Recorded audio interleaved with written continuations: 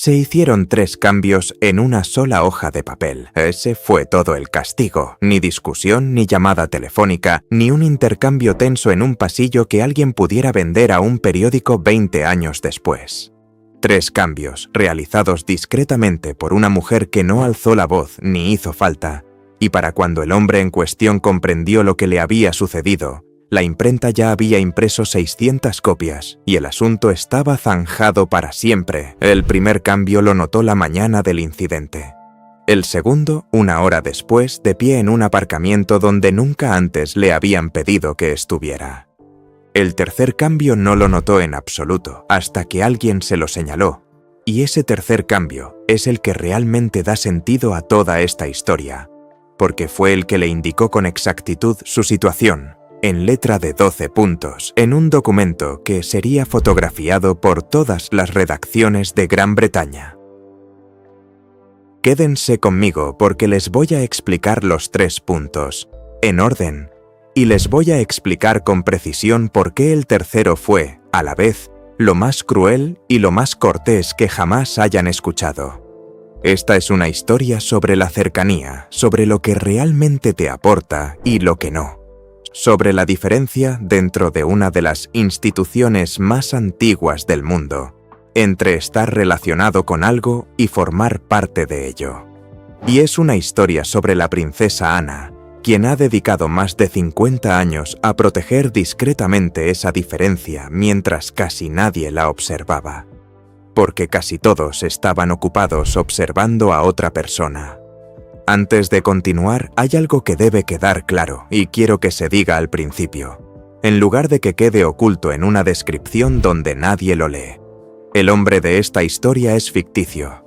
Se llama Lawrence Bexley y no existe.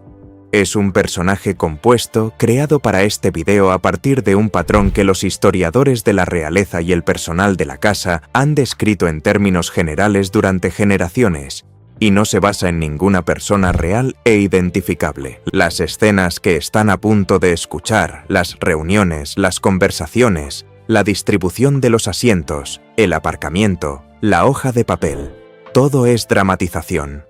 No sucedió en la realidad.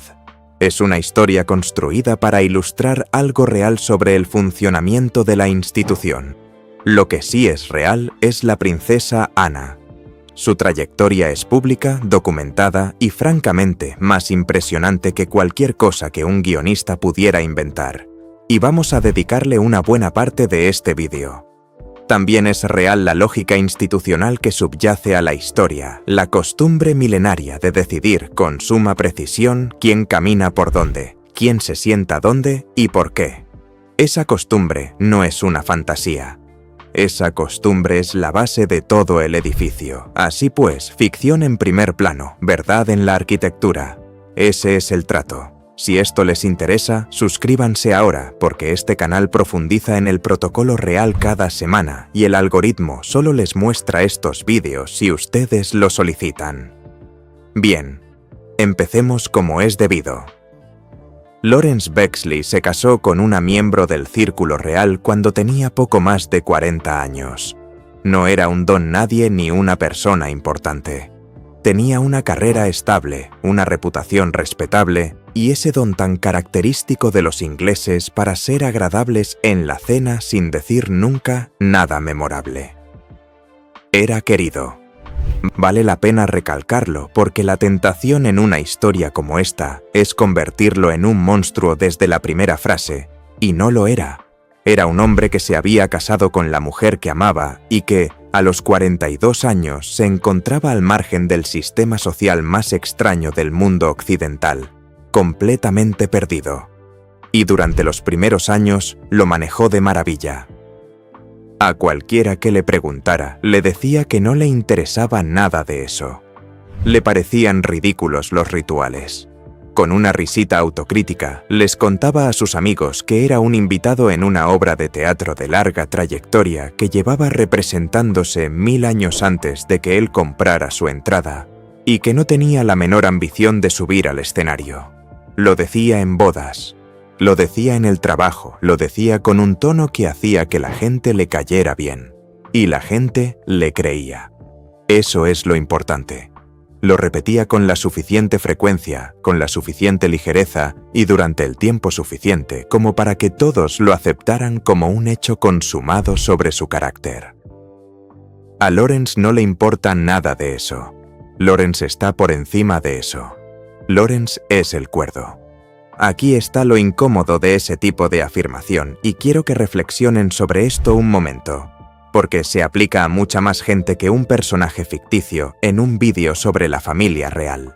Decir que no te importa el estatus no es lo mismo que no te importe. A menudo es la forma más segura de preocuparse por él, porque si nunca admites que deseas el puesto, nunca tienes que sobrevivir a la humillación de que te digan que no puedes tenerlo.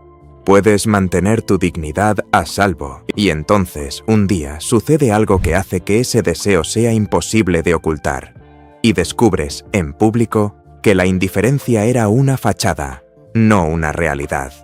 Para Lawrence, ese día llegó en forma de programa de ceremonia. Para entender lo que sucedió después, necesitas entender qué es realmente un documento ceremonial real. Y te prometo que es más interesante de lo que parece, porque una vez que lo ves, no puedes olvidarlo.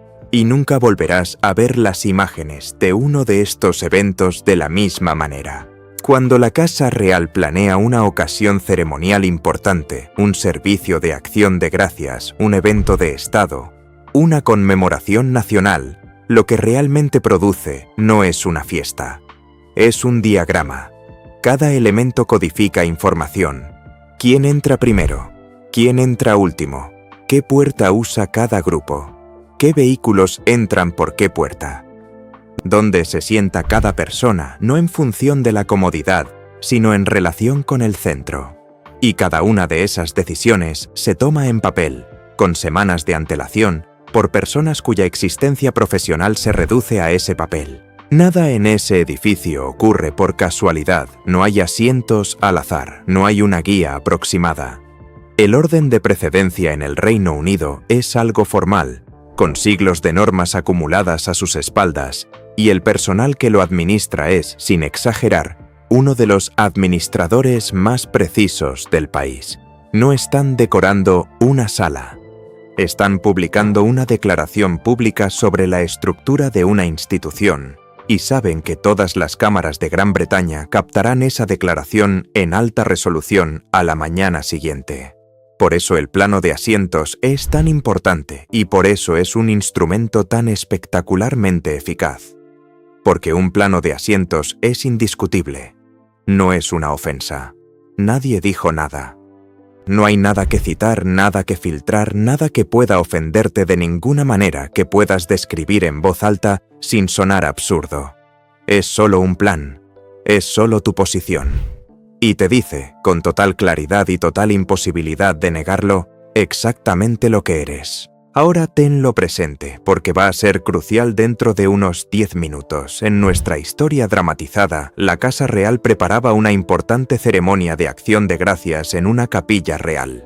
No una coronación, ni un funeral, sino una ocasión nacional de gran trascendencia que llena la capilla con 600 personas y la acera con varios miles más. Miembros de la realeza en servicio participaban en la procesión. La familia extendida los seguía. Invitados, dignatarios, representantes de organizaciones benéficas, militares y la enorme y silenciosa maquinaria de personas que hacen posible todo esto y que nunca se mencionan. El plan se envió a las partes pertinentes, como siempre, con semanas de antelación. Lawrence Bexley leyó su asignación y algo se removió en su interior. Sus 2 hijos adolescentes estaban sentados en el segundo bloque, junto al pasillo, respetables, visibles, totalmente apropiados para su parentesco con la familia y totalmente coherentes con la forma en que todas las casas reales de Europa han manejado esta misma cuestión durante 400 años. Él mismo estaba sentado con ellos. Los primos con los que sus hijos habían crecido, con quienes habían pasado las Navidades, con quienes se habían fotografiado de pequeños con abrigos iguales, estaban en la procesión. Y él se quedó sentado con ese documento en las manos durante un buen rato. Quiero ser justo con él porque la versión de esta historia en la que simplemente es un arribista ambicioso es la aburrida. y además la falsa. Lo que veía no era un desaire. Lo sabía racionalmente, pero lo que sentía, sentado allí, era algo que muchos espectadores reconocerían al instante, y casi no tenía nada que ver con la monarquía. Sentía que estaban seleccionando a sus hijos. Tenían 15 y 17 años, habían crecido en el seno de esa familia, en todos los sentidos en que un niño entiende lo que es una familia. Mañanas de Navidad, tardes de verano. Que alguien cuyo rostro aparecía en los billetes les dijera que dejaran de correr por el pasillo. Para ellos eran parientes, no instituciones, no cargos estatales, sino parientes.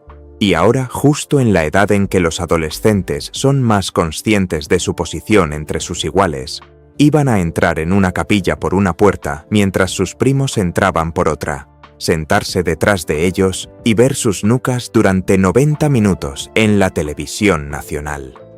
Cualquier padre que vea esto entiende perfectamente ese impulso. No es ambición. Es el reflejo protector más antiguo que existe. No quieres que tu hijo sea el que se quede un poco fuera de la foto. Así que hizo una petición. No una exigencia, al principio no. Una petición hecha con cortesía por los cauces adecuados, con un lenguaje razonable, preguntando si sus 2 hijos podían sentarse en la primera fila con los miembros de la familia que trabajan y si podían participar en la procesión formal en lugar de entrar con el resto de la congregación. Y la familia hizo lo que siempre hace. Consideró la petición seriamente, la contrastó con los precedentes y dijo que no. Ahora bien, este es el punto de inflexión. Este es el momento exacto en que esta historia podría haber terminado y nunca haber llegado a ser una historia. Porque existe una versión de Lawrence Bexley que recibe esa respuesta, siente el dolor durante una noche, se toma una copa de vino. Le dice a su esposa que valió la pena preguntar, y luego se sienta en el segundo bloque ese día con el brazo alrededor de su hijo y disfruta del servicio. Ese hombre existe en miles de familias conectadas a miles de instituciones. Nadie hace un video sobre él y se va a la tumba completamente feliz. Nuestro Lawrence hizo algo más. Se descontroló. Y lo hizo en 3 pasos, cada uno peor que el anterior, y quiero explicárselos detenidamente, porque comprender cómo una persona razonable convierte una pequeña petición en algo imperdonable es, sin duda, una de las cosas más útiles que aprenderán hoy. Primer paso, evitó dar la respuesta. En lugar de aceptar la decisión de la familia, planteó el asunto directamente a un miembro de mayor rango en privado, presentándolo como un pequeño favor personal en lugar de la cuestión institucional que evidentemente era. Eso en sí mismo es tolerable, un poco torpe pero tolerable. La gente lo hace constantemente. Segundo paso. Lo mencionó de pasada a un amigo en común que, casualmente, tenía contactos de larga data con la prensa. No le pidió nada a ese amigo. Fue muy cuidadoso con eso. Simplemente expresó con un tono de leve pesar que era una pena que los niños fueran tratados como extraños en lo que, después de todo, era una reunión familiar. Sabía perfectamente lo que eso significaba. Lo mismo le pasó a su amigo. El tercer paso, y este fue el que lo derrotó, fue la insinuación, expresada con suavidad, de forma evasiva, como siempre se hace en estos casos, que una negativa se notaría, que la gente hablaría de ello, que se podría comentar.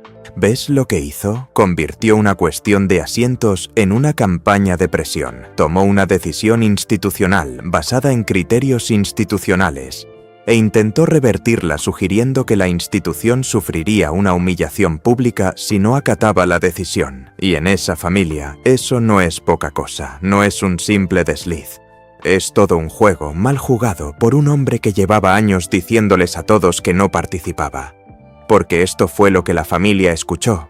No, por favor, ayuden a mis hijos a sentirse incluidos. Escucharon. He encontrado una palanca, estoy dispuesto a accionarla y quiero que sepan que estoy dispuesto a accionarla. En ese momento, Lawrence Bexley dejó de ser un familiar con una solicitud y se convirtió en un problema con una dirección. Y el expediente fue a parar arriba.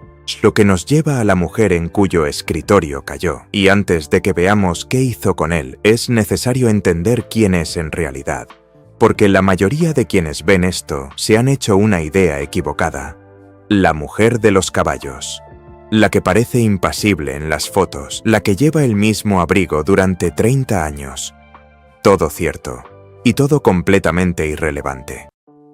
Ana, la princesa real, ha sido durante décadas una de las integrantes más activas de la familia real británica, y según algunos recuentos anuales, la más ocupada. Hablamos de cientos de compromisos oficiales al año que se mantienen no durante una temporada o una década, sino durante casi toda su vida, además de patrocinar cientos de organizaciones. No se trata de compromisos glamurosos. La inmensa mayoría son pequeñas organizaciones benéficas, hospitales regionales, organizaciones de servicios, centros de formación y grupos comunitarios en pueblos que ningún equipo de televisión tiene interés en visitar. Ya lleva haciendo eso desde antes de que la mayoría de las personas que ven este video nacieran, y lo ha hecho con una constancia que discretamente la ha convertido, a juicio de muchísimas personas que estudian esta institución seriamente, en la miembro de la realeza más eficaz y confiable de su generación. Compitió en los Juegos Olímpicos. De hecho, compitió en Montreal en 1976 como amazona, formando parte del equipo británico. Antes de eso, había sido campeona europea de concurso completo. Independientemente de lo que se piense de la monarquía como sistema, ese logro en particular de su currículum se ganó a pulso, montando a caballo a toda velocidad y superando obstáculos. Nadie se lo regaló. Fue nombrada Princesa Real en 1987, un título que solo un puñado de mujeres ha ostentado a lo largo de varios siglos. Si en 1974 fue víctima de uno de los intentos de secuestro más sonados de la historia británica moderna. Un incidente en The Mall en el que un hombre armado intentó obligarla a salir de su coche. La versión de su respuesta, que se ha repetido desde entonces, su rotunda negativa a salir del vehículo, se ha convertido en parte del folclore nacional. Si bien la frase exacta se ha contado con una docena de ligeras variaciones a lo largo de 50 años, la esencia de su reacción nunca ha sido cuestionada por nadie que estuviera presente. No entró en pánico.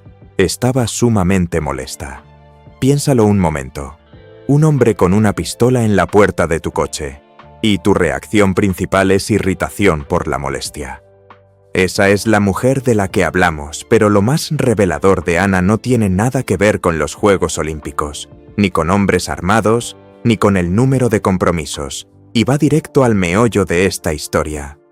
No adoptó títulos reales para sus hijos. Peter y Zara crecieron como señor y señora, no como Su Alteza Real, ni como príncipe, ni como princesa. Fueron al colegio, tuvieron trabajos, una de ellas se convirtió en medallista olímpica y se casó con un jugador de rugby, y ninguno de los dos ha ocupado jamás un cargo público ni ha desempeñado un papel ceremonial formal como los que conllevan esos títulos. Fue una decisión propia. No se la impusieron. Y sea cual sea su razonamiento personal, el efecto práctico es una declaración tan clara que apenas necesita interpretación. Mis hijos son mi familia, pero no son la institución, y no voy a difuminar la línea entre ambas para facilitarle la vida a nadie, incluida la mía. Ahora comparemos este hecho con la petición de Lawrence Bexley y analicémoslos por un momento. Aquí tenemos a una mujer que rechazó títulos para su propio hijo e hija. Y aquí tenemos a un hombre que se casó con alguien de la alta sociedad, que ha pasado años proclamando su indiferencia hacia los títulos, intensificando una campaña de presión para que sus hijos fueran trasladados 12 metros más cerca del altar de la capilla. Creo que no hace falta que les explique cómo se torció todo esto.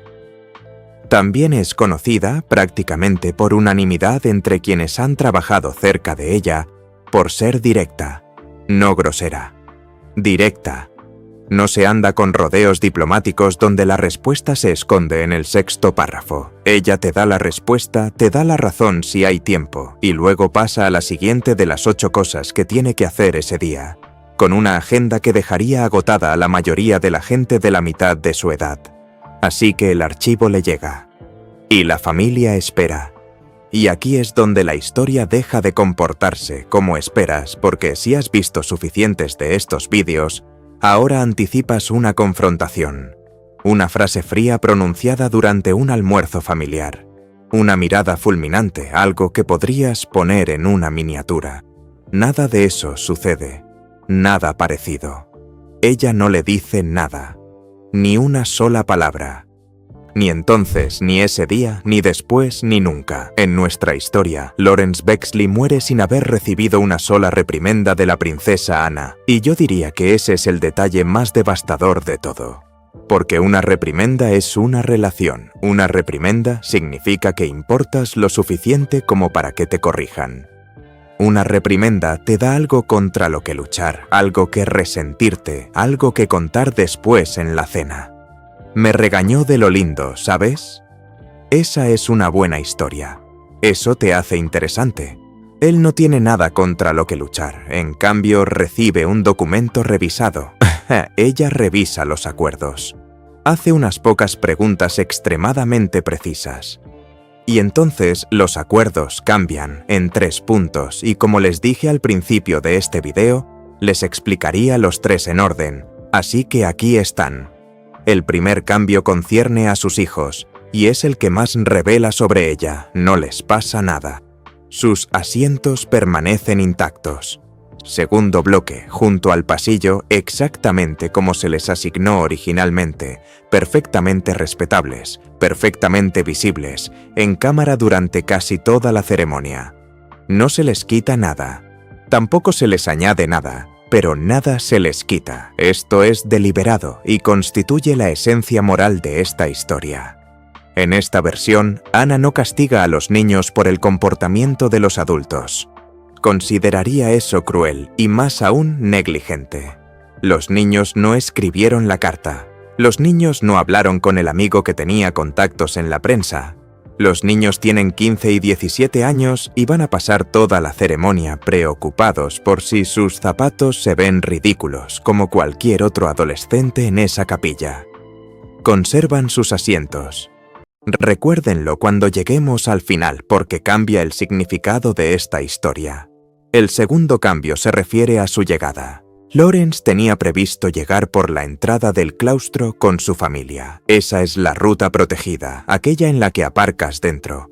Caminas un corto trecho cubierto y entras al edificio ya dentro de la línea invisible, 20 minutos antes del servicio. Con gente conocida, ahora figura en la lista de llegadas de los demás pasajeros. Puerta oeste, 35 minutos antes. Su pase de vehículos se vuelve a emitir para el aparcamiento exterior en lugar del patio interior. Lo que significa que por la mañana, bien abrigado, aparca donde aparcan otras 600 personas, da un largo rodeo por el exterior de un edificio al que ha entrado cientos de veces. Hace cola brevemente en una puerta atendida por personas que no lo reconocen y se registra en una lista impresa. Nadie es grosero con él, todos son enormemente educados, eso es, de alguna manera, peor. Y aquí está el detalle que lo convierte en arte más que en mera administración. Nadie podría describir eso como un insulto sin sonar completamente ridículo. ¿Cuál es la queja? ¿Tuve que caminar? ¿Aparqué fuera? 600 personas, todas ellas de gran prestigio, hicieron exactamente lo mismo aquella mañana. Entre ellas un ex jefe de gobierno y 2 mariscales de campo. Ha sido tratado con total corrección. Simplemente ha sido tratado con total corrección como un invitado. Luego está el tercer cambio, el que él no percibe, el que alguien más tiene que señalarle discretamente después. En el programa impreso de la ceremonia, el documento que ocupará 600 retaguardias, será fotografiado por todos los departamentos de fotografía de Gran Bretaña y luego archivado permanentemente. Hay una sección que enumera a los presentes. Está organizado por grupos, como siempre. Miembros de la familia real. Luego familiares y invitados, y debajo las distintas categorías. Su nombre cambia, no de forma drástica. Baja un grupo, sale de la primera lista y entra en la segunda, impresa con la misma tipografía que todos los demás, en orden alfabético entre personas a las que nunca ha conocido. Eso es todo. Eso es todo. Sin filtraciones, sin informes, sin comentarios mordaces que un periodista pudiera citar en 20 años, sin declaraciones, sin negaciones, sin necesidad de negaciones. Solo un nombre, movido en una lista por una mujer que nunca se lo mencionó ni lo hará, y un hombre que descubre, un martes, en un aparcamiento, que la fila que había estado cruzando casualmente durante años había sido la que soportaba la carga todo ese tiempo. ¿Y cómo te quejas de eso? Adelante. Intenta redactar la queja mentalmente. ¿Cuál es el problema? ¿Que te sentaron correctamente? ¿Que tu nombre figuraba en la lista con exactitud? ¿Que entraste por una puerta con un ex primer ministro? Cada detalle es defendible, procedimental, aburrido y completamente definitivo. No hay frase en inglés que describa lo que le sucedió a Lawrence Bexley sin que quien la pronuncia suene absurdo. Ahí reside la clave. Todo lo que se puede describir, se puede debatir. A él le entregaron algo indescriptible, y quiero que te fijes en un detalle más de ese documento, porque es precisamente ese detalle lo que hace que todo el método funcione. Aproximadamente 590 de las 600 personas que sostenían el programa de la misa esa mañana no se percataron de nada. ¿Por qué lo harían? Buscaban los himnos. Comprueban la duración de las lecturas, cuentan cuántas páginas les separan del almuerzo. El cambio pasó desapercibido para todos, excepto para el reducido grupo de personas que leen esos documentos como un abogado lee un contrato. El personal doméstico que los elaboró, un puñado de familiares que han dedicado toda su vida a leer estas listas precisamente para obtener este tipo de información, y el propio implicado. Así pues, no hubo humillación pública, no hubo murmullos de asombro en la capilla, ni periodistas señalando su nombre, ni un solo instante en que alguien lo mirara con recelo. La corrección se comunicó en privado mediante un documento publicado para toda la nación, lo cual, si se reflexiona un poco, resulta una auténtica proeza de ingeniería. Todos los que debían saberlo, lo supieron. Nadie que no necesitara saberlo tenía la más mínima idea. Y el hombre en el centro de todo recibió el mensaje con total claridad, conservando al menos un ápice de su dignidad pública. Eso no es un desaire. Un desaire es notorio y se dirige a un público. Esta era una correspondencia, dirigida a un solo lector, impresa 600 veces. Por supuesto que se quejó. En privado y a la única persona que creía que lo entendería, lo cual nos lleva al segundo personaje ficticio de esta historia, y el que me resulta verdaderamente conmovedor. Llamémosla Lady Helena Renfield. Es su suegra. Es un personaje de ficción como él y no está basada en ninguna persona real. Helena se había casado con esta familia hacía muchísimo tiempo, cuando era joven, segura de sí misma y algo enfadada por muchas cosas. Había pasado décadas conociendo el terreno. En su época había cometido versiones del mismo error que Lawrence acababa de cometer, y lo había hecho delante de gente que jamás lo olvidaría. Después dedicó años a reconstruir una posición que ahora mantenía con firmeza y discreción y que no habría arriesgado por nada del mundo. Así que, cuando él acudió a ella, dolido pero comprensivo, pidiéndole que dijera algo, ella no hizo lo que él esperaba. No lo defendió. Tampoco lo atacó, algo que él casi deseaba, porque un ataque al menos habría dado pie a una conversación. Le dijo que no podía cambiarlo. Y entonces, como le tenía cariño, le dijo algo mucho más duro, que no lo cambiaría aunque pudiera. En esencia, le dijo, hay una diferencia entre estar cerca de esto y ser parte de ello. He pasado 30 años del lado cercano de esa línea. He hecho las paces con ello, y la forma más rápida de perder todo lo que tienes es exigir que te traten como si estuvieras en el otro extremo, porque en el momento en que haces eso, les dices a todos que nunca entendiste dónde estabas. Y entonces dijo lo que dolió. Dijo, no hicieron esto porque te menosprecien. Lo hicieron porque les pediste que te dijeran quién eras. Y son demasiado educados para decirlo en voz alta. Así que lo escribieron. Ahora ponte en el lugar de esa mujer por un momento, porque es realmente terrible y no se habla lo suficiente de ello. Ella lo ama. Es de la familia. Lo vio llegar a este mundo sin rumbo fijo y lo ha visto acertar casi todo durante años. Y sabe perfectamente que lo que finalmente lo hizo tropezar no fue la avaricia, sino el amor por sus hijos, que es el motivo más perdonable que existe. Y ella no puede ayudarlo, no porque sea fría, sino porque sabe que el límite es legítimo, y sabe que la institución a la que se unió por matrimonio sobrevive precisamente porque ese límite lo imponen personas dispuestas a hacerlo cumplir incluso con sus propios familiares un martes por la mañana, sin mencionarlo jamás en la cena. Nadie en esa sala es un villano. Todos en esa sala se encuentran en lados opuestos de una línea trazada siglos antes de que cualquiera de ellos naciera, y a esa línea no le importa quién ama a quién. Entonces, ¿por qué importa tanto esa línea? ¿Por qué no dejar que los hijos del hombre participen en la procesión? Esa pregunta es el verdadero meollo de este video, y la respuesta es más interesante que por tradición. La monarquía no se basa en el afecto, nunca se ha basado en el afecto. El afecto es lo que produce, a veces, si las cosas van bien, pero no es su fundamento. Se basa en la distinción, y la distinción más importante que mantiene es la que existe entre las personas emparentadas con la institución y las que la sirven. El matrimonio te acerca a ella. El servicio te integra en él, no son lo mismo, y toda la estructura depende de que todos, incluidos los miembros de la familia, comprendan que no son lo mismo. Piensen en lo que sucede si dejamos que la situación se desdibuje.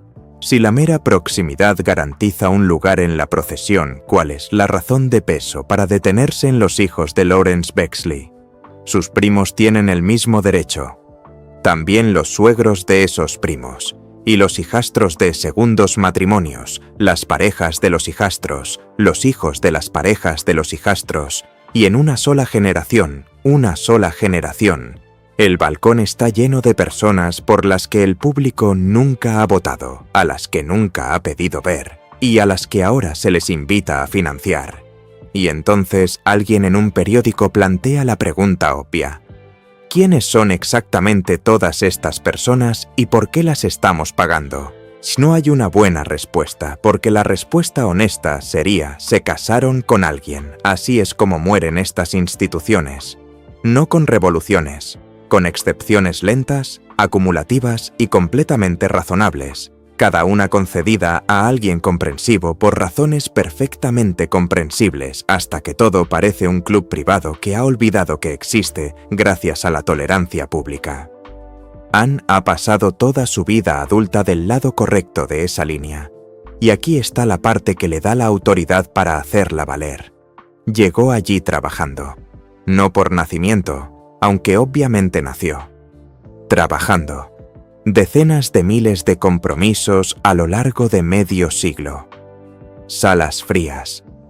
Depósitos regionales. Pequeños grupos de personas en pueblos pequeños bajo la lluvia a las 9 de la mañana, sin prensa presente y sin ninguna foto que lo inmortalice.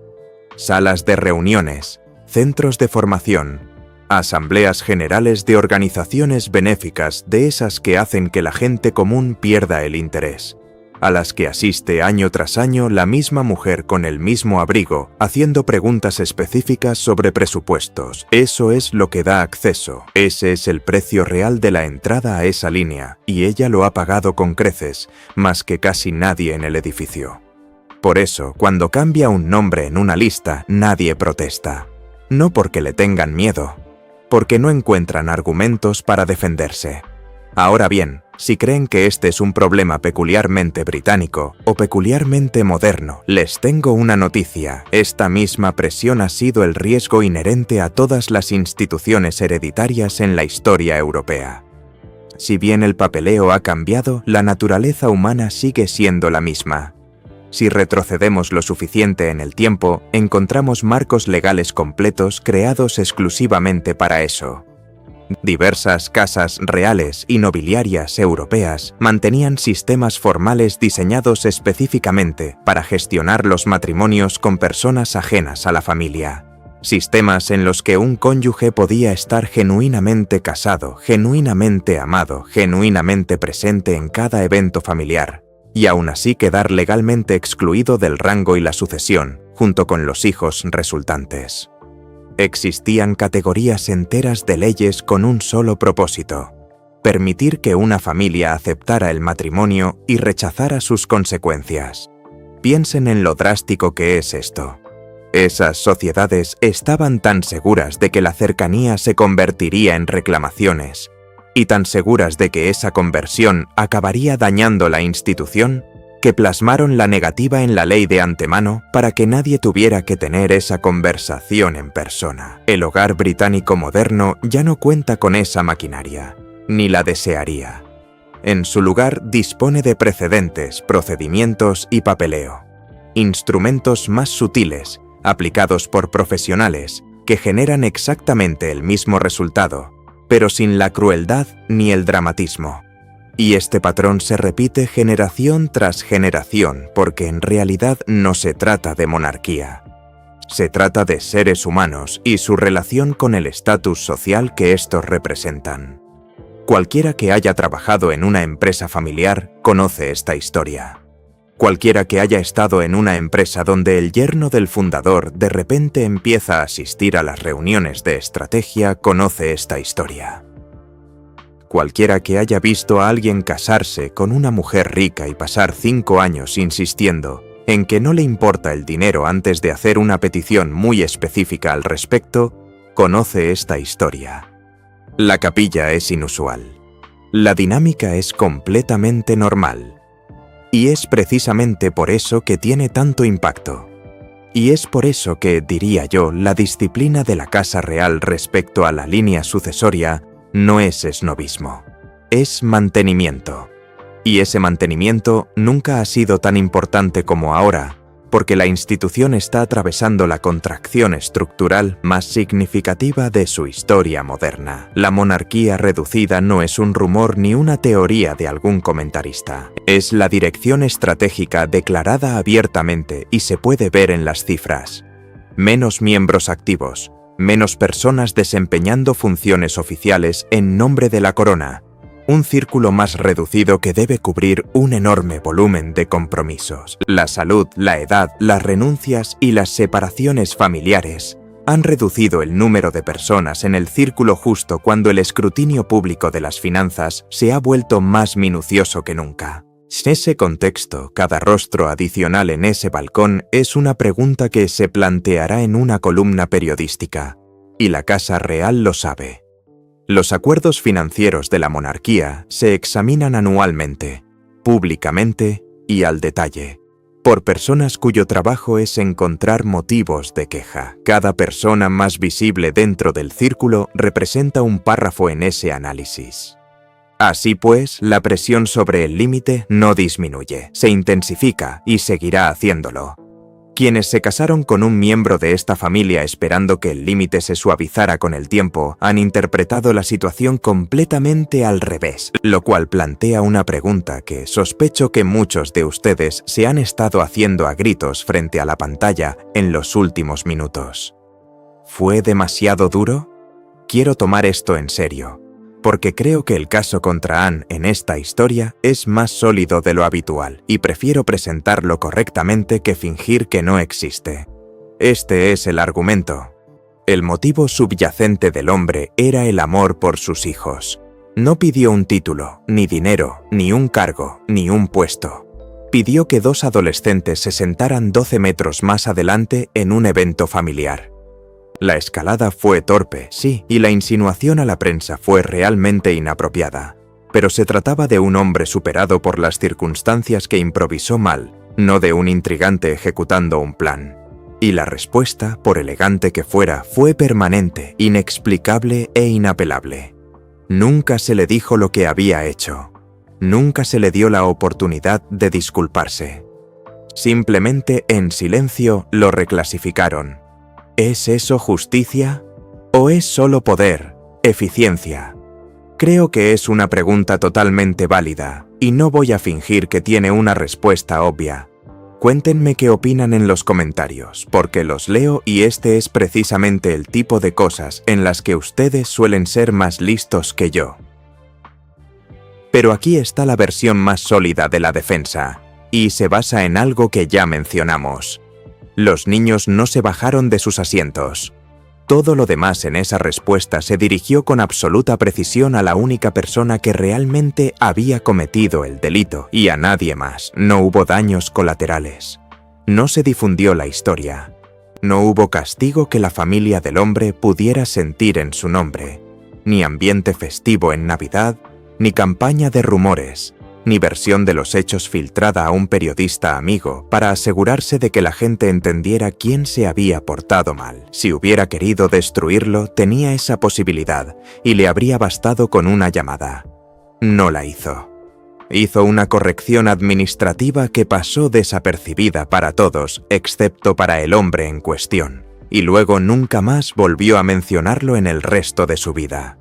Eso no es venganza. Eso es proporcionalidad aplicada con precisión quirúrgica. Y lo que sucede con un límite es que no es real hasta que se impone a alguien con quien se puede empatizar. Cualquiera puede mantener una línea contra un villano evidente, recriminarle algo a un hombre decente con un motivo comprensible, cuya esposa amas y cuyos hijos quieres, un martes, en silencio, sin darle crédito ni explicación, y luego asistir al servicio religioso y conversar amablemente con él como si nada hubiera pasado. Ese es el verdadero trabajo. ¿Y qué pasó después? En nuestra historia, casi nada. Ese es el punto. El servicio se llevó a cabo. Fue hermoso, al parecer. Los niños se sentaron junto al pasillo en el segundo bloque y estuvieron frente a las cámaras durante gran parte de la ceremonia, y ninguno de ellos notó nada inusual porque los adolescentes no leen los programas de los servicios religiosos, leen sus teléfonos. Uno de ellos se quedó dormido brevemente durante un himno. Ese detalle es inventado, pero sabes en el fondo que es cierto. Lawrence Bexley se quedó en el estacionamiento exterior después, esperando a que se despejara el tráfico, y lo entendió, y luego se fue a casa. Y lo invitaron al siguiente evento y al siguiente, y asistió a ambos, y todos lo recibieron con gran calidez en cada ocasión, incluida Anne, quien fue sumamente amable con él durante los siguientes 20 años, y jamás, ni de palabra ni de expresión, dio a entender que hubiera ocurrido nada. Nunca lo volvió a intentar. Ese es el final. No hay escena de reconciliación porque nunca hubo una ruptura que reconciliar. No hay disculpa porque nadie reconoció que fuera necesaria. La línea simplemente se reafirmó, silenciosamente, en letra de 12 puntos, y todos volvieron a sus vidas un poco mejor informados sobre su situación. Entonces, ¿qué futuro le espera a la institución real detrás de esta historia inventada? Más de esto. Casi con toda seguridad, mucho más de esto. Un círculo más reducido, definiciones más estrictas, distinciones más marcadas entre el puñado de personas que desempeñan funciones públicas y el número mucho mayor de personas relacionadas con ellas. Menos ambigüedad, no más. Porque la ambigüedad ahora tiene un costo que antes no tenía. Cada límite difuso en esa estructura es una fuente potencial de escándalo. Y la familia lleva 2 décadas aprendiendo esa lección a toda velocidad. Y en medio de esa contracción se encuentra una mujer que, en efecto, diseñó su vida en torno a este principio 40 años antes. Anne lo vio antes que nadie.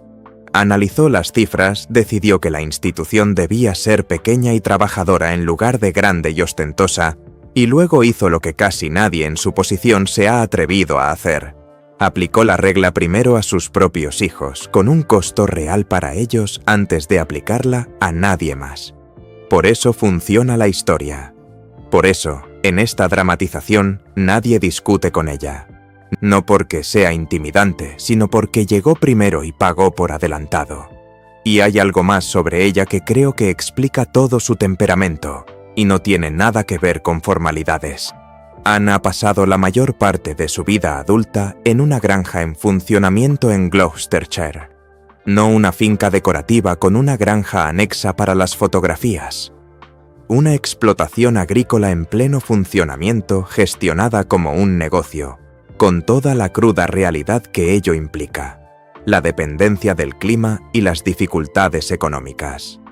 La han fotografiado con los mismos abrigos durante décadas. Se ha dicho que repara y reutiliza prendas que la mayoría de las figuras públicas habrían desechado discretamente. Y se ha forjado una reputación pública de frugalidad práctica que resulta realmente inusual en ese nivel de la vida británica. Ahora bien, se puede interpretar esto como excentricidad. Mucha gente lo hace. Yo creo que es algo completamente distinto. Si uno pasa la vida en el entorno agrícola, desarrolla una relación muy particular con la realidad. A los animales no les importa tu título. Al clima no le importan tus sentimientos. Una puerta está cerrada o no lo está. Un trabajo está hecho o no lo está. Y si no se hace, algo muere, se rompe o se inunda. Y la consecuencia llega puntualmente, independientemente de cómo te sintieras respecto a la tarea. Esa es una visión del mundo. Y una vez que la comprendes, todo lo que sucede en cómo maneja la situación de Bexley en esta historia cobra sentido. No se angustia. No convoca a nadie para hablar de sentimientos. No busca un compromiso para que todos se sientan escuchados, porque en su mundo, un compromiso para que todos se sientan escuchados suele ser un compromiso que deja la puerta entreabierta. Lee el documento. Identifica el problema. Corrige el documento. Va a su siguiente compromiso, que en esta dramatización fue un centro de formación en las Midlands, donde pasó 40 minutos haciendo preguntas específicas sobre la financiación de los programas de aprendizaje, y no vuelve a pensar en Lawrence Bexley en el resto de su vida. Eso no es frialdad. La gente lo malinterpreta constantemente como frialdad. Es la ausencia total de dramatismo en alguien que jamás lo ha encontrado útil. Hay algo más que quiero mostrarles antes de llegar al significado de todo esto. Y es la parte de la historia que la mayoría de la gente pasa por alto, porque involucra a alguien que nunca causa ningún problema y por lo tanto nunca aparece en un video. En esa misma capilla, esa misma mañana, sentado 3 filas detrás de Lawrence Bexley, había otro hombre que se había casado con alguien del mismo círculo social casi al mismo tiempo. Llamémosle Peter Rennick. También inventado, tampoco basado en nadie real. Rennick se casó un año después que Lawrence. La misma situación general, la misma confusión de forastero. También tenía hijos, 3, que también habían crecido entre estas personas, que también habían sido fotografiados con abrigos iguales en Navidad, y que también, esa mañana, estaban sentados en el segundo bloque. Y Peter Rennick jamás había pedido nada, no porque fuera un santo, ni porque le faltara ambición. Tenía de sobra. Simplemente había comprendido desde el principio y observando más que preguntando cuál era el verdadero valor en aquel edificio. Y no era el carisma, ni la cercanía, y desde luego no era la capacidad de generar cierta inquietud entre la gente respecto a los periódicos. Era la utilidad, así que pasó 12 años siendo discretamente, incansablemente útil. Asistía a eventos a los que nadie quería asistir. Formó parte del comité de una pequeña organización benéfica vinculada a la familia y se encargó del trabajo del comité, las actas, las cuentas y el arduo seguimiento durante una década, sin mencionarlo jamás a nadie. Cuando alguien necesitaba un conductor a las 6 de la mañana con un tiempo horrible, él se ofreció voluntario y luego no contó nada. Cuando en una reunión familiar se necesitaba a alguien que cuidara de un pariente anciano durante 4 horas y se perdiera la mayor parte del evento, fue él 2 veces. Nunca pidió que lo ascendieran. Nunca pidió que sus hijos participaran en nada. Jamás, en ningún momento, dio a entender que creyera que se le debía algo. Y esto fue lo que le sucedió a Peter Rennick. Nada. Durante años, absolutamente nada. Ni reconocimiento, ni ascenso, ni invitación a nada a lo que no hubiera sido invitado de todos modos. Solo trabajo y más trabajo, y la fuerte sospecha de que nadie se había dado cuenta. sí que se habían dado cuenta, lo notan todo. Para eso, literalmente, está el hogar. Y entonces, poco a poco, a lo largo de un periodo muy extenso, las cosas empezaron a cambiar de maneras tan sutiles que no habría podido identificar ninguna en particular. Empezaron a consultarle informalmente sobre los preparativos. Una vez le pidieron que representara a la familia en un pequeño evento regional porque nadie más podía ir, y lo hizo correctamente. Luego se lo volvieron a pedir. Su nombre empezó a aparecer en listas en las que antes no figuraba, sin ascender drásticamente, simplemente presente discretamente en lugares donde la presencia la deciden personas que llevan una década observando. Nadie le dijo jamás que estaba sucediendo, nadie lo hará jamás. Y esa es la segunda parte de la lección, la parte que se omite en todas las historias como esta, porque es poco dramática, lenta y no deja huella. La línea no es un muro. Nunca lo ha sido. Es una membrana y siempre lo ha sido y las cosas pueden atravesarla y de hecho la atraviesan en una sola dirección, bajo una condición. Hay que dejar de pedir que te dejen pasar y empezar a hacer el trabajo que hace innecesaria la pregunta. Lawrence Bexley quería el estatus de estar dentro. Peter Rennick hacía el trabajo de estar dentro. Uno de ellos consiguió una asignación de aparcamiento revisada. El otro consiguió, a lo largo de 20 años, algo considerablemente más valioso. La certeza tácita de todos a su alrededor de que pertenecía a ese lugar, y a ninguno de los dos se les dijo jamás a qué categoría pertenecían. Lo que nos lleva finalmente a lo que todo esto nos enseña. Hay 7 cosas que vale la pena extraer de esta historia, y yo diría que cada una de ellas se aplica a tu vida, tanto si has estado alguna vez a menos de 100 millas de una capilla real. La primera es que la verdadera autoridad casi nunca necesita volumen. Fíjate en esto una vez y lo verás por todas partes. En cualquier sala, quienes realmente ostentan el poder son casi siempre los más callados, y la razón es simple.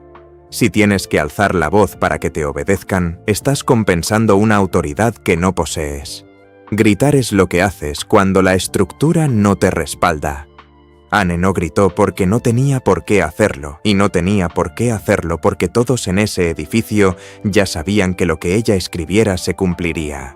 Segundo lugar, las consecuencias más efectivas son las que no se pueden describir. Todo aquello que se puede describir se puede discutir, resentir, divulgar, volver a contar y finalmente convertir en una queja de la que presumir. Una palabra hiriente te da un arma, un tono de voz elevado te da una historia.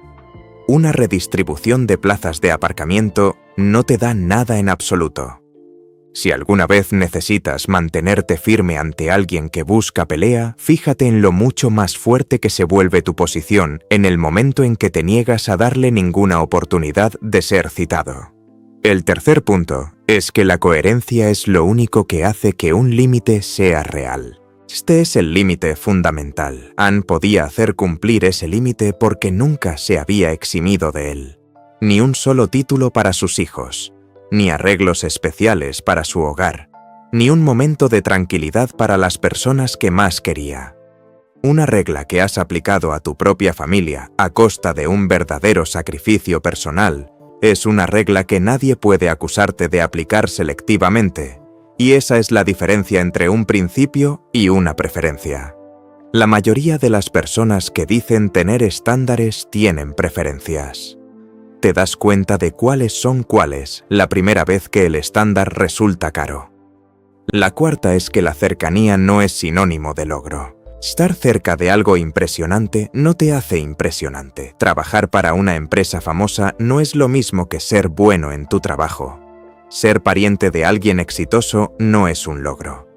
Y la forma más rápida y segura de evidenciar esa brecha en público es exigir reconocimiento por la cercanía. Porque en el momento en que pides que te traten como si te lo hubieras ganado, todos en la sala se ven obligados a evaluar conscientemente si lo hiciste. Nadie evaluaba a Lawrence Bexley antes de que lo pidiera. Todos lo hacían después. La quinta es que anunciar tu indiferencia hacia el estatus no es lo mismo que ser indiferente al estatus, y todos pueden notar la diferencia tarde o temprano. A las personas a las que realmente no les importa el rango no lo mencionan, no se les ocurre mencionarlo, de la misma manera que no se te ocurre anunciar que no te interesa la pesca competitiva. Cuanto más alto y con más frecuencia alguien te dice que está por encima de todo, más probable es que esté guardando su dignidad en reserva, y más espectacular será el colapso final cuando algo ponga de manifiesto su falta de dignidad. El sexto punto es que el motivo no justifica el método. Su razón era buena, genuinamente buena, quizás la mejor razón que existe. Quería que sus hijos se sintieran integrados, y eso no lo salvó, porque la institución no estaba evaluando su razón, sino lo que hizo con ella. Evitó tomar una decisión, insinuó consecuencias mediáticas y usó su influencia en un asunto familiar. Se puede tener un motivo completamente defendible y aún así hacer algo de lo que no se puede retractar, y si no sacas nada más de este video, que sea eso, porque es el error que arruina a personas buenas a un ritmo increíble. Y el séptimo punto, que es mi favorito, es que la persona más callada en cualquier sala suele ser la que tiene la palabra, no la que más habla, no la que recibe más atención, no la que está en la mejor silla, quien, al final de la reunión, se lleva el documento y lo revisa. Encuentren a esa persona, sean amables con ella. Esa persona decide qué sucedió realmente. Ahora quiero concluir retomando un punto, porque no quiero que este video trate sobre un hombre al que le ponen en su lugar. Esa es una interpretación superficial, y creo que la más profunda es considerablemente más interesante. Nadie en esta historia pierde su dignidad, los niños conservan sus asientos y jamás se enteran de que alguna vez hubo dudas al respecto. El padre conserva su invitación, su matrimonio, su posición en todos los aspectos importantes de su vida y sigue asistiendo a las reuniones familiares durante las próximas 2 décadas. No se dice nada que alguien pueda lamentar jamás. Ninguna relación se rompe. No hay ruptura, ni exilio, ni guerra fría, ni versiones susurradas a un periodista. La línea simplemente se reafirma. Y todos siguen adelante. Así luce una institución sana cuando se defiende adecuadamente, y vale la pena destacar lo poco común que es. La mayoría de las instituciones se defienden mal. Se defienden a gritos, públicamente, con crueldad, de maneras que crean enemigos, generan historias y humillan a las personas frente a sus propios hijos. La familia real británica lo ha hecho muchas veces a lo largo de su historia, y ha pagado las consecuencias en cada ocasión, a veces durante generaciones. Lo que Ana representa en esta historia y en la realidad documentada de sus 50 años de vida laboral es la alternativa. Defiende la estructura, protege a la gente, guarda silencio y sigue adelante con el siguiente compromiso. Nunca des explicaciones, nunca te quejes, nunca lo tomes como algo personal, nunca lo hagas público y nunca, jamás, te eximas de la regla que estás imponiendo. Ella no traza la línea para mantener a la gente fuera. La traza para que aquello que está detrás de la línea sobreviva el tiempo suficiente como para que valga la pena estar cerca. Y esa es la princesa Ana que todo aquel que la ha observado de cerca durante medio siglo reconoce al instante. No la caricatura, ni el rostro impasible en las fotografías, ni el abrigo que lleva desde los años 80, ni los caballos, una mujer con una agenda que cumplir, un trabajo que jamás ha considerado opcional, un sentido absolutamente inquebrantable de dónde están los límites y ningún interés en recibir agradecimientos por nada de ello. 600 personas en una capilla, una hoja de papel, 3 pequeños cambios, ni una sola palabra pronunciada. Así es como se hace. Así que cuéntame qué opinas en los comentarios. ¿Tenía razón? ¿O era demasiado frío para algo que empezó con un padre intentando cuidar de sus hijos? ¿Lo habrías manejado de otra manera? ¿Y cuál de esos 3 cambios te habría dolido más? Porque sospecho que eso dice más de nosotros que de él. Si te ha resultado útil, un me gusta ayuda muchísimo a este canal, más de lo que imaginas. Si quieres ver más contenido como este, te esperan muchos análisis a fondo sobre el protocolo real. Suscríbete, quédate y nos vemos en el próximo vídeo. Cuídate.